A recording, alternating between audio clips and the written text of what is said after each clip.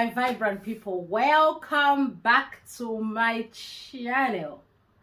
If you have just bumped into this video, remember there is no coincidence, nothing whatsoever. There's a reason you have bumped into this video, so pay attention and watch through to the end. If you are new to this channel, please don't forget to subscribe, simply because on this channel we only talk about sex, culture, law of attractions, and those things that are forbidden. So like today, we are going to talk about menstruation and the myth that comes with it. Okay, let's talk about that, shall we? Long time ago, when we just start our periods, we were being told by our parents, our aunties, our neighbors, because in Africa, a child is ngwamunzi wonse. A child is for the whole village. If I was born in that family, any parent, any elderly person can send me to do something. And if the whole village has heard that I have started my periods, they are going to hold hands and teach me whatever they are supposed to teach me, whatever I'm supposed to know. But there are some things that this time in life, when I have grown up, I look back and say, actually, no, that was not true. It was supposed to be like this. But unfortunately, there are some people who are still thinking it is still what we were taught.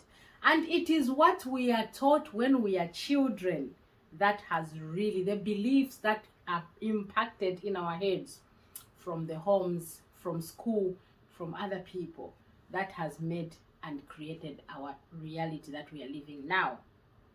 So when a girl reaches puberty, like 14 or 15 or whatever, I was very late reaching puberty. I think it was about 15, 16, somewhere there.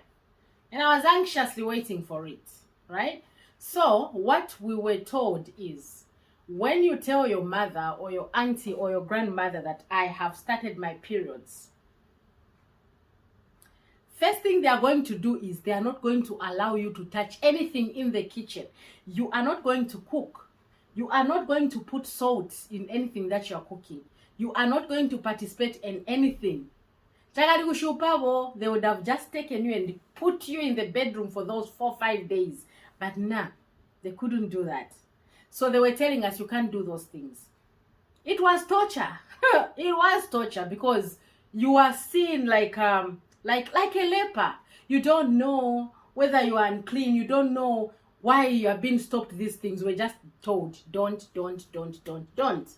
So 4 days when it comes, sometimes we used to be happy, because when you are lazy, you feel like, I think I need a rest from all this cooking and washing dishes and everything. You cannot do those things. Secondly, you cannot touch anything in the house. If you are on any medication, you cannot. If you are married, you cannot even meet with your husband when you're having periods. That's what we're being told. But now, trying to zoom everything round, I'll share with you why it was a no when you're on your periods. Remember, a period is when a woman's egg, or a girl's egg anyway, when you start periods, then you become a woman. Your eggs are released from the ovaries. They are released from and they start swimming through the fallopian tubes, and then when they reach the uterus, they are waiting for the sperm to come and fertilize it so that you can become pregnant. So they'll sit there for a few days, and if there's no sperm coming because you are a virgin, or because you've got nobody to make love to you, that egg is going to crack, and you are going to start your menstruation.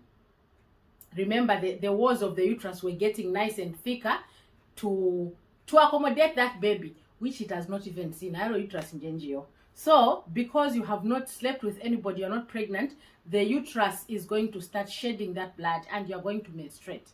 So you are going to be in a lot of, some women go through a lot of pain. There will be backache, there will be that irritation, there will just be that blah feeling which we get when we're having our menses. So some people, when you go to the bathroom to change your pad, remember those days, in our days, we did not even have pads. Chitwakajisima pads, you know. So we were just told to get a cloth like the chitenges, a cloth that we wrap in our waist. You rip them. That's what I was taught. You rip those ones and then you fold them nicely and then you wear it. And then you wash them in the morning and then you dry them. You cannot dry them outside because they are private things. It was a horrendous thing. But when life started improving a little bit, we were introduced to cotton wool, which I think did a lot of harm to girls or to women because it has those small particles. I think it used to cause cancer, cervical cancer for the girls, and that was eliminated until we reached to the pads. So that process of changing the pad, some girls, some women don't bother washing hands. So instead you just come from the toilet, you change your pad and you just go to the kitchen and start cooking, and then you're going to, it's like you're contaminating toilet, kitchen, you're contaminating the food that you're cooking. It's got nothing to do with the it was just about hygiene. It's hygiene purposes.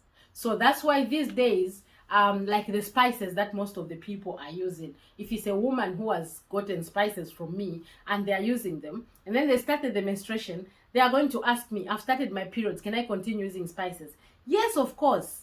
There is nothing wrong with you continuing whatever you are doing when you are using spices. Even some other people can even sleep with their women when they are having periods. It's all about hygiene. It's of course a not good thing to do, but there are some people who don't mind. But it's all about hygiene.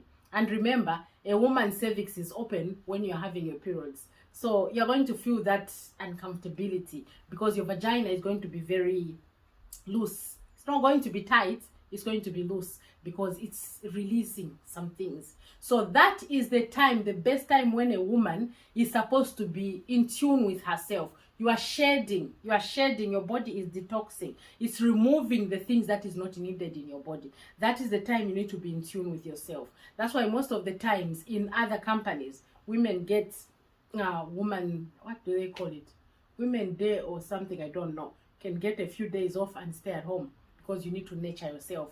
You need to have your cups of tea. You need to be having your hot water bottle. You just need to lie down, have some paracetamol, and just do nothing. But because it's a very, very busy world, we forget about ourselves. We just continue going. And ladies, I must say, you must make sure you change your sanitary pads every 3 to 4 hours, whether you are heavy bleeder or not. Because that blood, when it comes out and it falls on the pad, it's going to be fresh blood, so it's going to be red.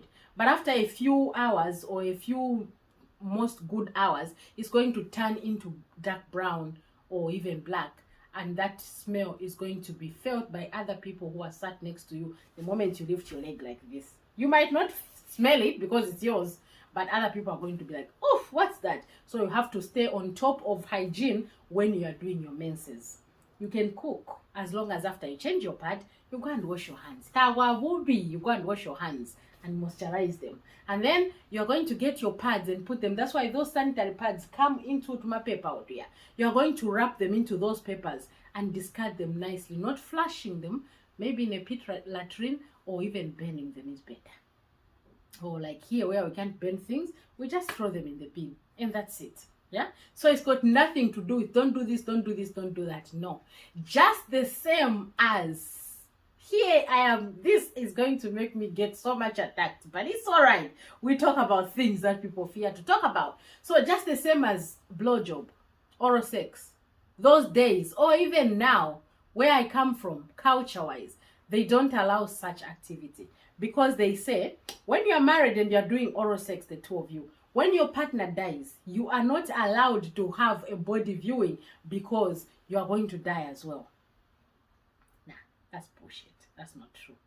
That is not true. It's all about hygiene. It comes back to hygiene because mostly there are people who are sensitive to oral sex. When they do oral sex, maybe your partner has been weeing the whole day. And there's accumulation, and there are men who are not circumcised. So there's that that residue which remains when a person wees. when they go to the toilet, or maybe they pat it with a tissue. There's some particles there. If they don't pat it, then they just pack it like that. And in the evening, they don't even bother to go and shower or anything. Then you come and do blowjob. Those are the times that you get tonsillitis, inflamed tonsils, because you've taken something which your mouth cannot take. So it goes and stuck there, and then the job of the tonsils is to hold anything that is not supposed to go in the body and say, where? It's like it's doing roadblock and say, wait, where are you going? You can't go in the stomach, so it will be held here. So you're going to have inflamed tonsils because there's some forbidden things which you have eaten. So it's all about hygiene. So if you can maintain your hygiene, both of you, you tell each other that today we're going to go down under and we're going to enjoy down there. So you go and have a shower together. You start it together. Go and have a shower together. And then, or even a bath together. And then you carry on and you know that everything is just nice and clean. Bonya, after you know that you've started the oral sex and you've gone further, and then now you are okay now to penetrate your woman's vagina. You are now ready to go. And that wouldn't like, you want to enter. When you start the actual act of sex, please, for hygiene purposes, do not again start doing oral sex, because up and down don't mix. They don't. Then there's that saltish thing which is there in your mouth, and then you're wondering and you are just whether to smile or to spit. It's not good. So do one thing. Concentrate on oral sex and come, or concentrate on oral sex, then do the actual penetration and come, or just do one and do the other and just, that's it. Don't do back and forth, back and forth, back and forth, pay. Don't do that. It's wrong. It's hygiene. So those are the two things I wanted to talk about today. It's about the menstruation, the periods. It's got nothing to do with it. Because the ABCD is all about hygiene. So if you're on top of hygiene, you are from changing your pad, and you're from washing there, and you wash your knickers because you've messed up yourself. Make sure you wash your hands, moisturize them before you go in the kitchen to go and start handling food. Otherwise, those were the no's that we were told every time. No, don't do this. Don't. Unfortunately, we were just told no without being told why. So this is the things that are stuck in our heads these days to say, we were told we can't do this. Just like online dating. In Africa, you cannot do that. In Zambia, maybe other African countries are okay, but in Zambia, it is seen like something which is completely undoable. You cannot do that. But this is something where in Europe or in other countries, people are busy working. So they've got no time to go out there and look for partners, but only online. Unfortunately, there are people, they are unreal people there who put wrong, false things and just want to have some one night stands and all that. But other people are very lucky. Very genuine people are there looking for the same thing that you're looking for. So if you're looking for relationships, explore, dive out there. Be willing to take a risk. Back to our topic, periods have got nothing to do with don't do this, don't touch this, don't go to church. Yeah, even we were even told that don't go to church when you're having periods. It's because you're going to mess yourself up.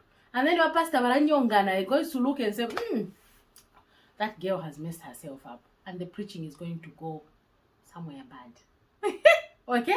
So thank you very much, my vibrant people, for listening. I hope you have learned something. Don't forget to give it a thumbs up, and do not forget to share this video, and don't forget to subscribe. You can even subscribe 100 times so that we get to 7,000. I'm so grateful. I love you, my vibrant people. We'll be back again soon. I love you. Mwah!